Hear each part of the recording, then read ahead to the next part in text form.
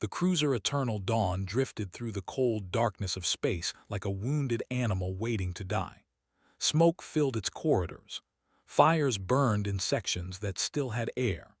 The great ship that had once carried 500 souls now held only 87 survivors, and that number dropped with each passing hour. Commander Rowe sat in his damaged command chair and watched the emergency lights flicker. His pale blue skin was covered in burns and cuts. His 4 eyes, once sharp and proud, now looked tired and defeated. Around him, his remaining crew worked desperately to keep the ship alive, but everyone knew the truth. The Eternal Dawn was dying, and there was nothing they could do to save it. "Life support will fail in 6 hours," reported his second officer, a young female named Counselor. Her voice was steady, but Rowe could see the fear in her eyes. "Engine power is gone. Weapons are offline. We cannot run and we cannot fight." Rowe closed his eyes. The Dominion had attacked them without warning, 3 of their warships against 1 cruiser. The battle had lasted only 20 minutes, but it had been enough to destroy everything. They had left them alive only because they believed the Eternal Dawn would die on its own. They were probably right. "Send a distress signal," Rowe ordered, "to anyone who can hear us." Hesitated. "Commander, the only ships in range are human vessels." The word hung in the air like a bad smell. Humans, the youngest species in the galaxy.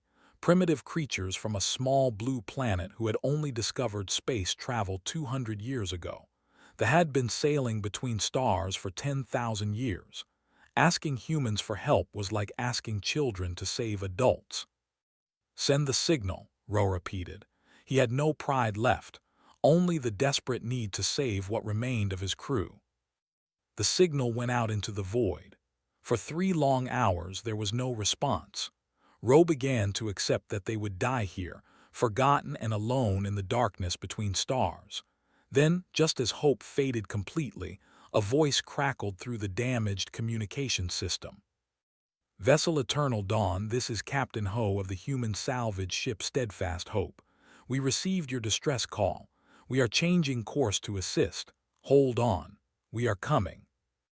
The human ship arrived 4 hours later. It was small, ugly, and looked like it had been built from spare parts. The Steadfast Hope was barely 1/10 the size of the Eternal Dawn, with a crew of only 12 humans. When Rowe saw it on his cracked, he felt his heart sink even lower. Captain Ho came aboard with 3 of his people. He was a tall man with black hair cut short and eyes that seemed to notice everything at once. He wore a simple uniform with no decorations or medals. Behind him walked a woman with long dark hair tied back in a practical style, a younger man with a calm face, and another woman carrying a heavy bag of tools. "I am Captain Ho," the human said, bowing slightly in the manner. "This is Dr. Park, my ship systems specialist, Lieutenant 1, my pilot, and specialist hardware expert." Rowe forced himself to stand despite the pain in his body. "I am Commander Rowe. Thank you for responding to our call, but I must be honest with you. Our ship is beyond saving. Our own engineers have tried everything. We only ask that you help evacuate our survivors." Ho looked around the damaged bridge. His eyes moved from the broken consoles to the flickering lights to the exhausted crew. Then he turned to Park and nodded. The woman stepped forward. She pulled a small device from her pocket and began scanning the walls and systems around her. She walked slowly, stopping sometimes to look more closely at certain areas. They watched her with a mixture of curiosity and doubt. "Your engineers said the ship is beyond repair?" asked without looking up from her scanner. "Yes," answered coldly. "Our chief engineer Bell has over 200 years of experience. He has declared the damage too severe." Made a small humming sound. She walked to a damaged console and knelt down, pulling open a panel that they had not touched.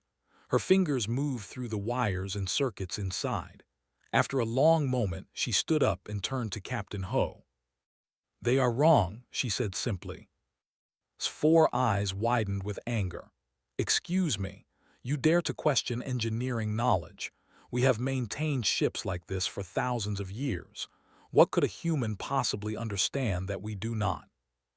Did not seem bothered by the outburst. I am not questioning your knowledge. I am questioning your assumptions. Your engineers have been treating the symptoms, not the cause. The eternal dawn is not broken in the way you think it is. Ro stepped closer, his pain forgotten for a moment. Explain.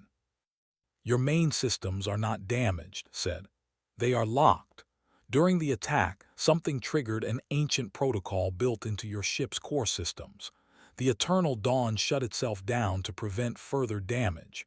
Your engineers have been trying to repair systems that are not actually broken. They just need to be unlocked. Silence filled the bridge. The crew exchanged confused glances, shook her head in disbelief. That is impossible, she said. We have no such protocols. Yes, you do, replied.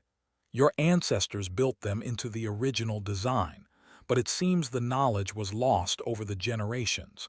Your people forgot they existed. Ro felt something strange stirring in his chest. It took him a moment to recognize it. Hope. After hours of despair, this human woman was offering him hope. Can you unlock these systems? He asked. Captain Ho stepped forward. We can try, but it will not be easy and I cannot promise success. Here is my offer, Commander. Let my team attempt repairs. Give us access to your engineering sections and your ship's computer. If we fail, we will evacuate your entire crew to our ship and take you to the nearest safe port. You lose nothing by letting us try. Ro looked at. The counselor's face was tight with disapproval, but she said nothing. He looked at his tired and wounded crew. He thought about the 87 lives depending on him. Very well, Ro said. You have my permission to try. Ho smiled. It was a warm expression that seemed strange on a face that had looked so serious moments before. Thank you, Commander. We will not let you down. As the humans prepared to begin their work, leaned close to Ho and spoke quietly. The lockout is more complex than I described. This will be difficult. Ho nodded. I know, but difficult is not impossible. For us, agreed with a small smile. Deep in the dying ship, ancient systems waited in silence.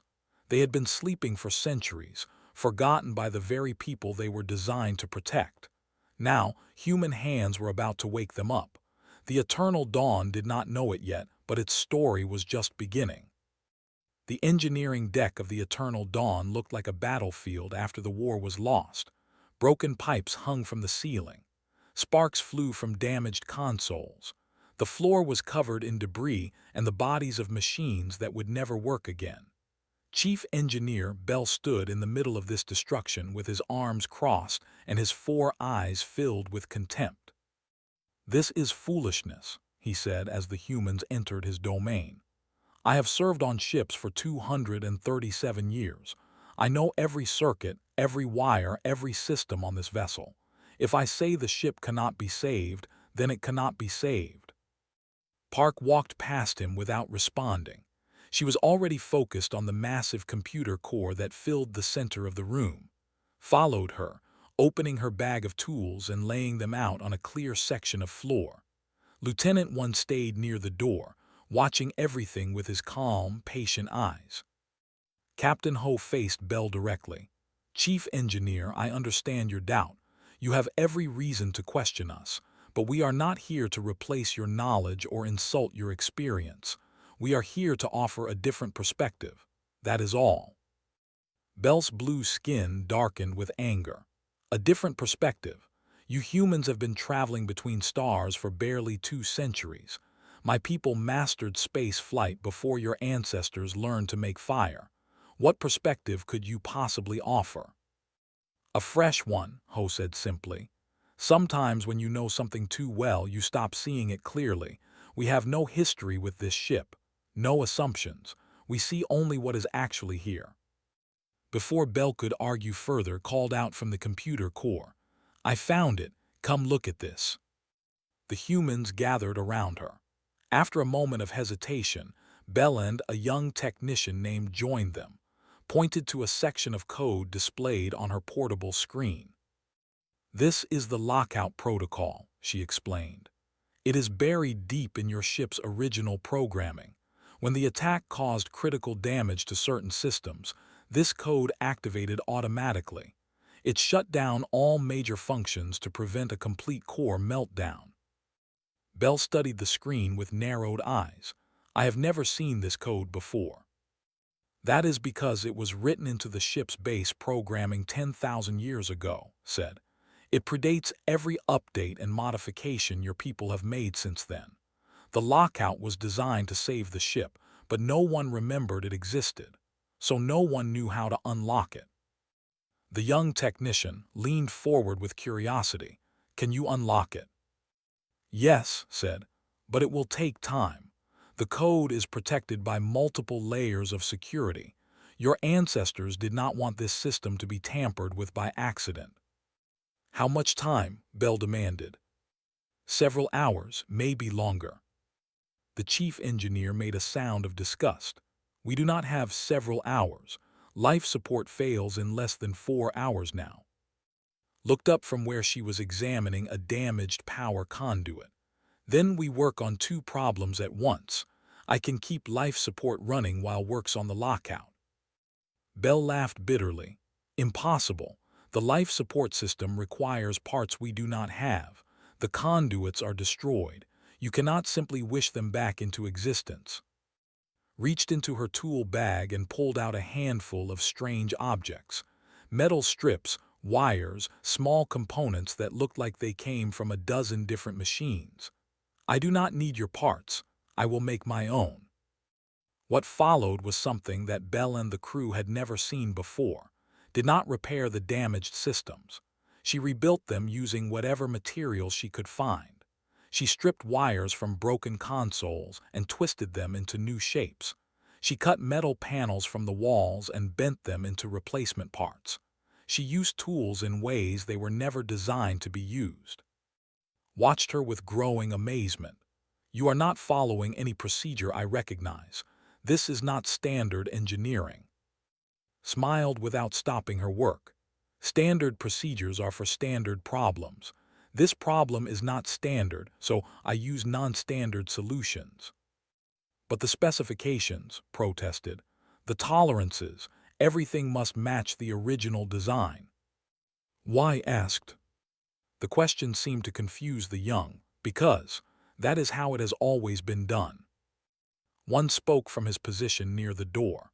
"Among humans we have a saying, 'Rules are guides, not chains.'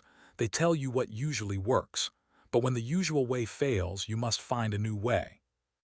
Bell shook his head in frustration. "This is madness. You are destroying the integrity of our systems." "Your systems were already destroyed," replied calmly. "I am giving them a second life. It will not be pretty, but it will work." Hours passed. Worked through layer after layer of ancient security protocols, her fingers dancing across her keyboard. Crawled through access tunnels and maintenance shafts, connecting improvised repairs to damaged systems. Ho coordinated between them, keeping track of progress and managing resources. Slowly, impossibly, the ship began to respond. Life support stabilized first. The air grew cleaner. The temperature returned to comfortable levels. Checked the readings 3 times before he believed them. "It is working," he whispered. "The human repairs, they are actually working." Bell said nothing. His face was unreadable. Then broke through the final security layer. "I am in. The lockout is lifting." Throughout the eternal dawn, systems that had been dead for hours began to wake up. Lights flickered on in darkened corridors. Computers that had shown only error messages started displaying normal information. Deep in the ship's core, power generators that had been silent began to hum with energy. But not everything came back. "The weapons array is still offline," reported. "The lockout released it, but the targeting computers were physically destroyed during the attack. They cannot be repaired." Commander Rowe had come down to engineering to watch the work. His hope, which had been growing with each success, suddenly dimmed. Without weapons, we cannot defend ourselves if the return. Ho looked at, can we bypass the targeting computers? Thought for a moment. In theory, yes. The weapons themselves are functional. Only the automated targeting is gone. But manual targeting at combat speeds, she shook her head. The reaction time required would be beyond any organic being. Any being, Ho corrected. He turned to one. What do you think? The pilot had been quiet for most of the repair work, but now he stepped forward with a thoughtful expression. I have done manual targeting before, in asteroid fields during emergency situations. It is difficult but not impossible. Who had also come to observe, made a sound of disbelief. That is absurd. No organic creature can process targeting data fast enough to hit a moving ship in combat. The mathematics alone would overwhelm you. One met her eyes calmly. I do not rely on mathematics, I rely on instinct. Instinct is not precise, argued. No, one agreed, but it is fast, and sometimes fast is more important than precise. They exchanged confused glances. This was not how their species thought about combat. For them, precision was everything. Their entire military doctrine was built on exact calculations and perfect execution. But these humans seemed to operate by different rules, rules that they did not understand. Captain Ho made his decision. Can you build a manual targeting interface? Was already pulling components from her bag. Give me 2 hours. Ro watched the humans work with new eyes. When they had first arrived, he had seen them as primitives who could not possibly help. Now he was beginning to wonder if he had misjudged them entirely. These creatures did not follow rules. They did not accept limitations. When faced with impossible problems, they simply refused to believe that impossible meant anything. It was terrifying, and somehow it was also inspiring. The eternal dawn was coming back to life, piece by piece, not as a ship bound by tradition and protocol, but as something new, something that combined alien engineering with human creativity. Bell finally spoke, his voice quiet and uncertain. How do you do it?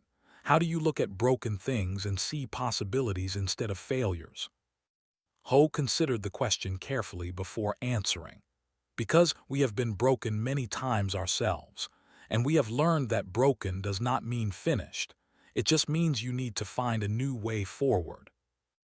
Deep in the ship's restored systems, power flowed through circuits that had been dark for hours. The eternal dawn was waking up, and though no one knew it yet, the Dominion was about to learn a hard lesson about underestimating their enemies. The weapons deck of the Eternal Dawn had always been a place of quiet precision. Gunners trained for decades to operate the sophisticated targeting systems, learning to work in perfect harmony with the ship's computers. Every shot was calculated to the smallest degree. Every movement was planned and executed with mathematical perfection. Now that world of precision lay in ruins. Lieutenant One sat in a chair that had bolted to the floor only hours ago. Around him, wires and cables connected his makeshift control station to the ship's remaining weapons. The setup looked like something a child might build from spare parts. It was ugly, crude, and completely unlike anything they had ever seen. Weapons Officer Na stood nearby with his arms crossed and his face tight with barely controlled anger. He had served on the Eternal Dawn for 60 years. He had trained countless gunners in the art of precise targeting. And now, this human pilot thought he could replace decades of discipline with something he called instinct. This will fail, Na said flatly. I do not say this to insult you. I say it because it is simple truth. Organic targeting at combat speeds has been tested by every advanced species in the galaxy. It does not work. One adjusted one of his controls. His hands moved with a calm confidence that seemed wrong for someone about to attempt the impossible. Perhaps your tests used the wrong approach. There is only one approach, Na insisted. You see a target, you calculate its position and speed, you predict where it will be, and you fire. The calculations take time. No organic brain can process them fast enough. Then I will not calculate. Nas' 4 eyes blinked in confusion. What else is there? One smiled slightly. Watch and learn. Commander Rowe had authorized a test. 3 target drones would be launched into space around the eternal dawn, moving in random patterns. One would attempt to hit them using only his manual targeting system. The first drone launched. It was a small object barely visible against the stars, moving quickly and unpredictably. One tracked it with his crude display, his hands resting lightly on his controls. He fired. The shot missed by a wide margin. Nan nodded with grim satisfaction. As I said. The second drone launched. One fired again. Another miss, though closer this time. He is learning nothing, Nas said to no one in particular. He is just guessing. But Dr. Park, watching from the doorway, noticed something the officer missed. One's expression had changed. He was no longer looking at his display. His eyes had gone slightly unfocused, as if he was seeing something beyond the screens and numbers. The third drone launched. One did not hesitate. His hands moved and he fired. The shot hit the drone dead center, destroying it instantly. Silence filled the weapon's deck. Fire more drones, one said quietly. Rowe ordered 5 more targets launched simultaneously. They scattered in different directions, moving at varying speeds. It was a test designed to overwhelm any single gunner. One's hands became a blur. He did not pause to aim. He did not wait to calculate. He simply moved and fired and moved again. His shots chased the drones across the darkness of space. 1 hit, 2 hits, 3, 4, 5. All 5 drones destroyed in under 10 seconds. Nas' mouth hung open. He could not process what he had just witnessed. That is, how did you, the calculations?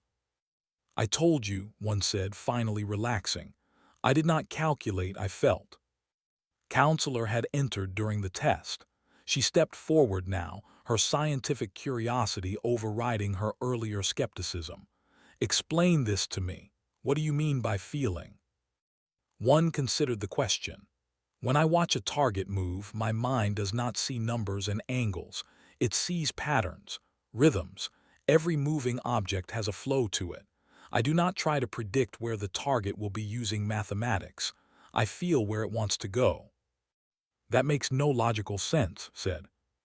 No, one agreed, but it works. Spoke up from the doorway. Human brains process information differently than brains. We are not as precise, but we are better at recognizing patterns and making intuitive leaps. Our ancestors survived on a dangerous planet by learning to predict the movements of predators and prey without conscious calculation. That ability never left us. Pilot the helmsman had been listening quietly. Now he spoke with cautious interest. Your people evolved as hunters. And as prey, said. We learned to feel danger before we could see it, to move before we could think. It is not something we train, it is something we are. Meanwhile, in the engineering section, was teaching how to implement her improvised repair techniques. The young was a fast learner, and his initial confusion had transformed into eager curiosity. You are saying that I should ignore the design specifications? He asked as showed him how to reroute power through a non-standard conduit. I am saying specifications are suggestions, replied. They tell you the best way to do something under normal conditions, but conditions are rarely normal. When things go wrong, you need to improvise. But if I deviate from specifications, how do I know my solution will work? Grinned, you test it, and if it fails, you try something else. Failure is not the end. It is just information that helps you find a better answer. In the engine room, and Chief Engineer Bell were having a more difficult conversation. Had examined the restored power systems and found them incredibly inefficient by human standards. She wanted to make modifications that could increase the ship's output by 30% or more. Bell refused. "These systems were designed by the architects of our civilization," he said firmly. "They are sacred. They represent 10,000 years of achievement. I will not allow them to be changed by alien hands." Kept her voice calm and respectful. "Chief Engineer, I understand your feelings. Truly, I do. But your ancestors did not build this ship to be a museum. They built it to survive, to carry your people through danger and bring them home safely. Is that not the most sacred purpose of all?" Bell was silent for a long moment. His four eyes moved across the ancient machinery around him. These were the engines his grandfather had served, the systems his teachers had taught him to maintain. They were more than machines. They were heritage. But heritage meant nothing if everyone died. "What modifications do you propose?" he asked quietly. Captain Ho arrived as began explaining her ideas. He listened without interrupting, then addressed Bell directly. "Chief Engineer, I want you to understand something. We are not here to replace what your ancestors built. We are here to help you survive long enough to honor their memory. Any changes we make together. You will understand everything we do, and you will have the power to refuse if you believe we are wrong." Bell studied the human captain. He saw no arrogance there, no desire to prove superiority, only a sincere wish to help. "Very well," he said finally. "Show me what you have in mind." The modifications took hours. Bell questioned every change and patiently explained each one. Slowly, the old engineer began to see the logic in her ideas. The human approach was different from methods, but it was not inferior. It was simply another way of solving problems. When they were finished, they activated the modified engines together. The Eternal Dawn shuddered as power surged through systems that had never operated at this level before. Screens across the ship displayed readings that made the crew gasp in disbelief. 32% increase in output, better than had promised. Commander Rowe came to the engine room personally. He had been receiving reports of everything happening aboard his ship, but he needed to see for himself. He found humans and working side by side, teaching each other, learning from each other. "Captain Ho," he said, "I owe you an apology. When you first offered help, I accepted only because I had no other choice. I did not believe you could succeed." Ho shook his head. "You owe me nothing, Commander. You took a chance on strangers. That required courage." "Why do you do this?" Rowe asked. The question had been burning in his mind for hours. "We have nothing to offer you. We cannot pay you. We are not allies of your people. Why risk your lives for us?" Ho was quiet for a moment, choosing his words carefully. "Because we know what it feels like to be the ones who need help. Humanity spent a long time alone in the universe, believing we were the only intelligent life. When we finally met other species, many of them looked at us the way you did. Primitive, unimportant, not worth their time." He paused, meeting Rowe's four eyes with his two. "We promised ourselves that we would never treat anyone that way. Every species was young once. Every civilization needed help at some point. We help because it is right, and because someday we might need help too." Before Rowe could respond, alarms began screaming throughout the ship. "Commander's voice came through the communication system, sharp with fear. "Sensors detect incoming vessels, 3 ships, Dominion signatures." They had returned to finish what they started. Rowe looked at Ho. The human captain's expression had hardened into something cold and determined. "It seems we will find out if our repairs hold," Ho said. "Are you ready for a fight, Commander?" Rowe felt something he had not felt since before the first attack, confidence. "With you beside us, yes, yes I am." The 3 warships emerged from hyperspace like predators returning to claim a wounded kill. Their dark hulls bristled with weapons, and their engines glowed with the cold light of aggressive intent.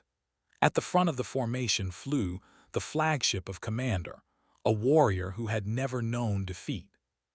Sat on his command throne and studied the sensor readings with his reptilian eyes. His scaled face showed no emotion, but inside, he felt the cold satisfaction of a hunter closing in on prey. "The vessel is still here," his first officer reported. "It has not moved since our last attack." "Of course not," replied. "It is dead. We destroyed its engines, its weapons, its will to survive. We return only to claim the remains and finish any survivors." "Commander," another officer said hesitantly, "the readings show power signatures aboard the ship." Waved his clawed hand dismissively. "Emergency power, dying systems flickering in their final moments. It means nothing." He opened a communication channel. His voice echoed through the void, reaching the damaged ship ahead. "Vessel, this is Commander of the Dominion. Your ship is dead. Your fleet is not coming. Your existence ends today. Surrender now, and I will grant your survivors a quick death. Resist, and I will make your suffering legendary." The response came in a voice he did not recognize, a human voice. "Commander, this is Captain Ho of the human salvage ship Steadfast Hope. The eternal dawn is under our protection. Turn around and leave. This is your only warning." Blinked in genuine surprise. Humans? What were humans doing here? And more importantly, did this primitive creature actually think a salvage ship could threaten his? He laughed, a harsh sound that filled his bridge. "Protection. A human junk collector thinks it can protect a cruiser. You are as foolish as you are weak. I will destroy you both as a warning to your pathetic species." "You may try," Ho replied calmly. Then the channel went silent. Ordered his fleet forward. The hunt would end now. Aboard the Eternal Dawn, the crew prepared for battle with a strange mixture of fear and hope. Commander Rowe had taken his position on the restored bridge, surrounded by screens that actually worked and systems that actually responded. Captain Ho stood beside him, coordinating with his own ship through a portable communicator. Lieutenant One had returned to the weapons deck, his improvised targeting system ready. Pilot sat at the helm, while Specialist and Dr. Park waited in engineering with Chief Engineer Bell. "All systems showing green," reported, unable to hide the wonder in her voice. 24 hours ago, this ship had been a tomb. Now it was ready for war. "The humans will target our engines first," Rowe predicted. "Standard strategy. Cripple the prey, then finish it slowly." "Then we do not give them a slow target," Ho said. He looked at, "Pilot, do you trust Lieutenant?" Hesitated, then nodded. "I have seen what he can do. It is beyond my understanding, but I trust it." "Good. When the fighting starts, I need you to fly this ship the way he aims. Be his eyes and his hands. Move when he moves. Attack where he attacks. Can you do that?" Swallowed his doubt. "I will try." "No," Ho said firmly. "You will do it. There is no try in battle, only do." The ships closed the distance. Weapons charged. Target locks acquired. "They are firing," announced. They unleashed their first strike, a wave of energy weapons designed to finish what they had started hours ago. The blast screamed across space toward the helpless cruiser. Except the Eternal Dawn was no longer helpless. "Evasive maneuvers," Rowe ordered. Threw the ship into motion. The massive cruiser moved with a speed and grace that should have been impossible for a vessel its size. The modified engines roared with their enhanced power, pushing the ship beyond its original limits. Weapons fire tore through empty space, where the Eternal Dawn had been moments before. His confident expression flickered. "How is that ship moving? Our scans showed its engines were destroyed." No one on his bridge had an answer. "Focus fire on the vessel," commanded. "All ships, destroy it now." The three warships converged, pouring weapons fire at the Eternal Dawn from multiple angles, but was learning, adapting, feeling the rhythm that one had described. The pilot began to anticipate where the enemy fire would go and move the ship out of harm's way before the shots were even fired. Then one began firing back. His improvised targeting system had no computer assistance, no automatic calculations. It had only his hands, his eyes, and his impossible human instincts. His first shot struck a ship's shield generator with perfect accuracy. His second shot followed the first, hitting the same ship's forward weapons array. His third shot hit the weakened shields and punched through to the hull beneath. "Direct hit," shouted, her earlier skepticism completely forgotten. "The lead enemy ship is losing power." Watched one of his warships stagger under the unexpected assault. This could not be happening. A dead ship was fighting back, and it was fighting well. "The targeting," his sensor officer said with confusion. "The ship has no targeting computers. They are firing manually." "Impossible," growled. "No organic being can target at combat speeds." "Then how do you explain this?" Another shot from the Eternal Dawn found its mark. The damaged warship exploded in a brilliant flash of light, its crew never understanding what had killed them. The Steadfast Hope joined the battle now, emerging from behind the Eternal Dawn like a small but fierce defender. Captain Ho piloted his salvage ship personally, weaving between the larger warships with reckless courage. The human vessel was too small to cause serious damage, but it was fast and unpredictable. It drew fire, created confusion, and gave the Eternal Dawn precious seconds to line up its devastating shots. Snarled with fury, he had come to claim an easy victory. Instead, he was losing ships to an enemy that should not exist. "Target the human vessel," he commanded. "Destroy it." His flagship turned its full attention to the Steadfast Hope. Massive weapons charged and fired, filling space with deadly energy. Ho dodged most of the barrage, but not all of it. A direct hit struck his ship's rear section. Alarms screamed. Smoke filled the bridge. "Hull breach in the cargo bay," reported Medic O-Bin, who had stayed aboard the Steadfast Hope. "We have casualties." Ho gritted his teeth against the pain of his own injuries. Burns covered his arms. Blood ran from a cut on his forehead, but he kept flying, kept fighting. "Can you still move?" Ro asked through the communication link. "We are not finished yet," Ho replied. One destroyed the second warship with a perfect shot to its reactor core. The explosion was so massive it briefly the nearest stars. Now only his flagship remained. The commander stared at the battlefield in disbelief. Two of his ships were gone, his flagship was damaged, and his enemies were still fighting. "Fall back," his first officer urged. "We can return with a larger fleet." Ignored him. Retreat was not something commanders did. He would destroy these humans, and even if it cost him his own ship. He targeted the crippled Steadfast Hope for another strike. This time, he would not miss. His voice came through the communication system. "Captain Ho, I have an idea. If we overload the modified engines, we can generate an electromagnetic pulse strong enough to disable all ships in the area." "Including us," Ho said. "Yes, but our systems will recover faster than systems. Human modifications, remember, we built in faster restart protocols." Ro understood immediately. "You want to shut everything down and bet that we wake up first." "Exactly," confirmed. It was insane. It was desperate. It was exactly the kind of plan humans would come up with. "Do it," Ho and Ro said together. In the engine room and worked furiously to prepare the overload. Bell helped them, no longer questioning their methods, rerouted power according to his instructions. "Ready," announced. "Fire the pulse," Ro commanded. The Eternal Dawn released a wave of electromagnetic energy that expanded outward in all directions.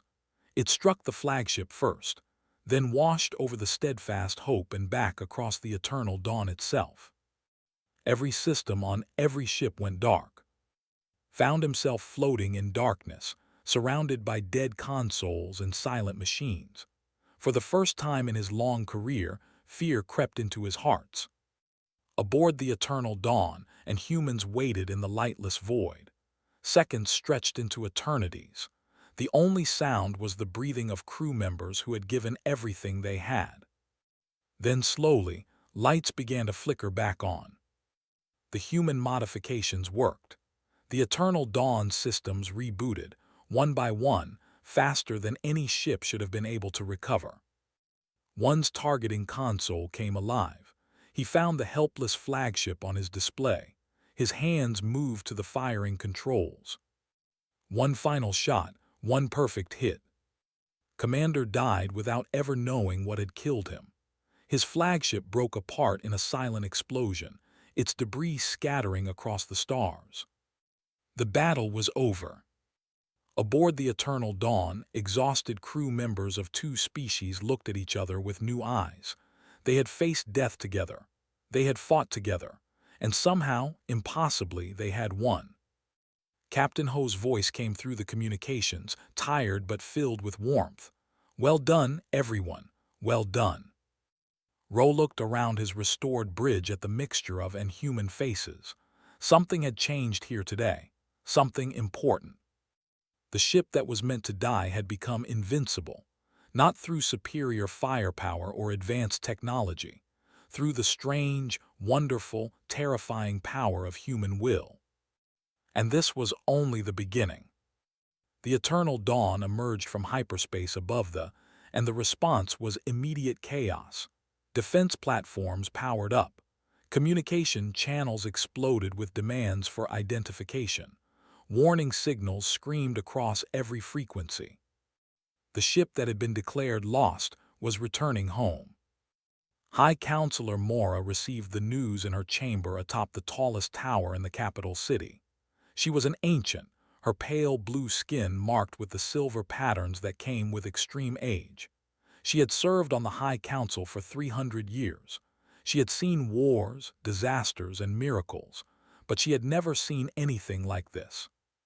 "Explain this to me again," she demanded of her aide. "The Eternal Dawn is approaching the planet, High Counselor. All ships in the defensive perimeter are asking what to do. The Eternal Dawn was destroyed by the Dominion 5 days ago. We received Commander Ro's final distress call. How is it possible that the ship is here?" "I do not know, High Counselor, but the identification codes are correct, and Commander Ro is requesting permission to land." Mora stared out her window at the stars above. Whatever had happened, she would learn the truth soon enough. "Grant permission, and summon the full council. I have a feeling this will require all of us." The Eternal Dawn landed at the central spaceport with all the dignity of a ship that had earned its name. Crowds gathered despite the security barriers, drawn by rumors that had spread faster than official channels could contain. The ship that came back from the dead. The miracle of the void. Commander Ro walked down the landing ramp first, his uniform repaired but still showing signs of the battle he had survived. Behind him came Counselor, Chief Engineer Bell, and the surviving members of his crew. And behind them came the humans. Captain Ho walked with a slight limp from injuries he had refused to fully heal before arriving. Dr. Park stayed close to him, her bag of tools still hanging from her shoulder. Lieutenant One moved with his characteristic calm. Specialist and medic Oh Bin completed the group. The crowd fell silent at the sight of the aliens among them. Most had never seen humans in person before. They had only heard stories of the primitive species from the edge of civilized space. But there was nothing primitive about the way these humans carried themselves. They walked like people who had faced death and refused to flinch. The council chamber was filled with the most powerful in existence. 15 counselors sat in a curved row, with High Counselor Mora at the center. Every seat in the observation gallery was taken. This was history, and everyone wanted to witness it. "Commander Ro," Mora said formally, "you were declared lost in battle with the Dominion. Your ship was destroyed beyond repair. Explain how you stand before us today." Ro stepped forward and bowed in the traditional manner. "High Counselor, members of the Council, I will explain everything. But first, I must introduce the people who made our survival possible." He turned and gestured for Ho to approach. This is Captain Ho of the human salvage vessel Steadfast Hope. He and his crew answered our distress call. They repaired our ship when our own engineers said it could not be done. They fought beside us when they returned. Without them, every soul aboard the Eternal Dawn would be dead. The council members exchanged uncertain glances. Mora studied the human captain with ancient, calculating eyes. "Captain Ho," she said, "we are grateful for your assistance to our people, but I must understand what happened. Our reports indicate the Eternal Dawn suffered catastrophic damage. 3 warships could not have repaired it.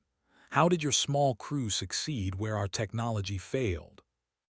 Ho considered his words carefully. He knew that everything he said here would shape how 2 civilizations thought of each other for generations to come. "High Counselor, we did not use superior technology. We simply used a different approach. Your engineers looked at the damage and saw what was broken. My team looked at the damage and saw what was still working. We built from there." "You are saying our engineers were incompetent?" one of the other counselors demanded. "No," spoke up, stepping forward without invitation. "Your engineers are excellent. They understand your technology better than we ever could, but they were trained to follow established procedures. When those procedures failed, they believed nothing else could work." She paused, gathering her thoughts. "Humans are different. We come from a dangerous world. Our entire history is a story of facing impossible situations and finding ways to survive anyway. We do not accept that broken means finished. We do not believe that difficult means impossible. This is not because we are smarter than you. It is because we have been forced to adapt over and over for thousands of generations." Silence filled the chamber. The counselors looked at each other, processing this explanation. Bell stepped forward then, surprising everyone who knew him. The old engineer who had doubted the humans most strongly now spoke in their defense. "High Counselor, I questioned these humans every step of the way. I criticized their methods. I told them they were wrong, and every time they proved me right to question but wrong to doubt." He paused, his 4 eyes bright with something like wonder. "They do not engineer the way we do. They improvise, they experiment, they fail and try again without shame. It is chaotic, illogical, and terrifying to watch." He turned to look at, who smiled back at him. "It is also brilliant," Bell continued. "I have served ships for over 2 centuries. I thought I knew everything about our technology. These humans taught me that I had only begun to learn." Mora absorbed all of this in silence. Finally, she spoke again. "Captain Ho, Commander Rowe tells us you asked for nothing in return for your assistance. Is this true?" Ho nodded. "It is true, High Counselor." "Why, every other species we have encountered would demand compensation. Territory, trade agreements, alliance terms. You saved an entire ship and its crew. You defeated a hunting fleet. These are tremendous achievements. Why do you ask for nothing?" Ambassador Lee Dongwu had been waiting quietly in the gallery. Now he rose and descended to stand beside Ho. He was an older man with hair and kind eyes, the official representative of humanity in this region of space. "May I address the council?" he asked. Mora nodded. Dongwu looked at the assembled, at the crowds watching, at the ancient chamber that had seen 10,000 years of history. "High Counselor, members of the council, humanity is young among the stars. We know this. When our ancestors first left we were afraid. The galaxy was vast and strange and full of species who had been traveling between stars since before we discovered fire." He paused, letting his words settle. "We learned quickly that many of those species saw us as primitives, savages, creatures not worth their time or attention, and we understood why. Compared to civilizations that had existed we were children taking our first steps. But we also remembered something important. Every civilization was young once. Every great people started as primitives. They themselves were new to the stars once, long ago. Someone must have helped you take your first steps, or you would not be here today." Dongwu smiled gently. Humanity decided that we would be that help for others, not because we expect anything in return, but because we remember what it was like to need help and find none.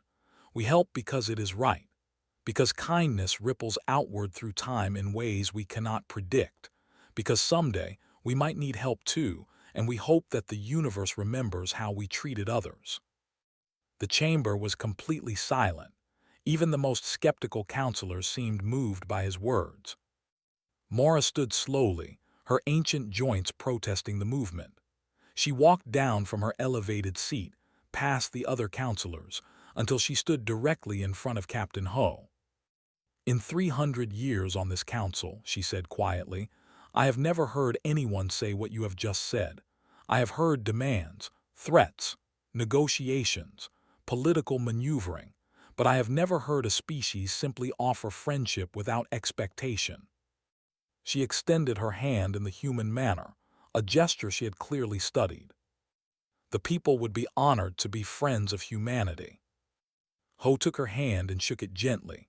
Around them, the chamber erupted in surprised murmurs and cautious applause.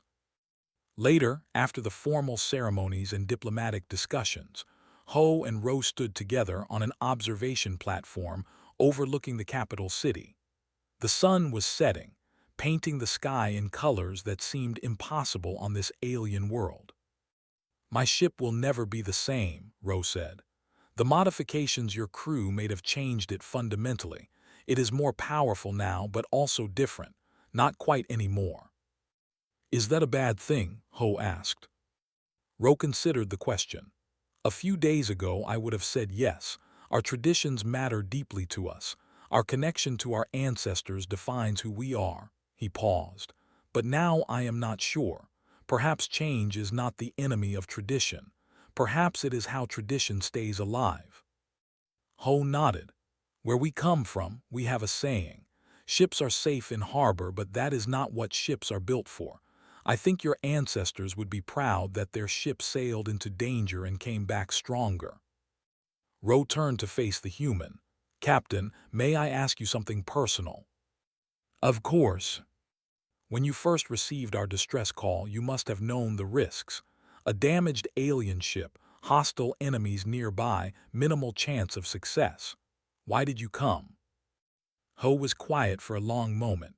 When he spoke, his voice was soft. "Because we have been broken many times. We have faced impossible situations and found ways through. We have lost people we loved and carried on despite the pain. That is what being human means. We break, we fall, we fail, but we always get back up." He looked at the alien sunset, at the strange stars beginning to appear. "When I heard your call for help, I heard the same thing I have felt myself. Fear, desperation, the terrible loneliness of facing death alone. I could not ignore that. No human could." Ro nodded slowly. In that moment, despite all the differences between their species, he understood. Far above them, the eternal dawn orbited its hull still bore the scars of battle, but its engines hummed with power they had never possessed before. Its systems ran faster, smoother, better than anything they had ever built. The ship that was meant to die had become invincible, not because of advanced technology or superior firepower, because a handful of humans had refused to accept defeat. And in refusing, they had shown an ancient civilization something new, something wonderful. That sometimes, the best thing in the galaxy is not a perfect plan or unbeatable technology. Sometimes, the best thing is simply someone who will not give up.